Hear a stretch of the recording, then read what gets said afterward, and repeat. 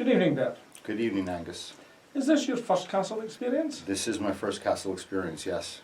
Are you glad you attended the castle experience and why? Overjoyed, because it was more than I expected it to be. I'd previously read his book, I'd looked at the podcasts, I'd done some research online, I had read some of the books he recommended, and exactly the way Brian QLA Rose described, it doesn't do Dan justice, because when you have Mr. Dan Peña in front of you in 4D, he is truly larger than life, and the message really starts to sink in. Was there a point during the week when something particularly struck you and made you think of doing things differently? I can't say there was any real moment of epiphany, because I had already started to have a transition just by looking at his material. But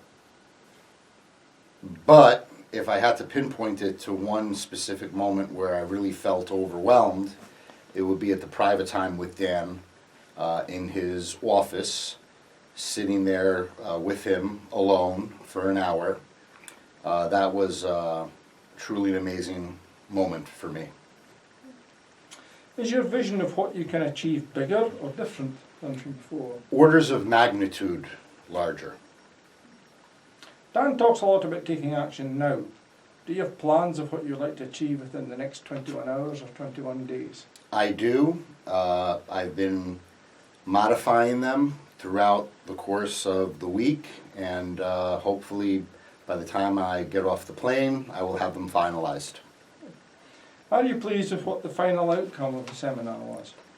Beyond all expectations, yes.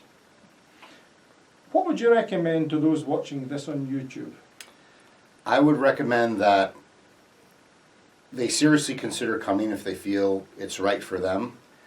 However, the caveat that I would put in there is that prior to coming, they should thoroughly prepare themselves, so this way they could fully take advantage of the seminar.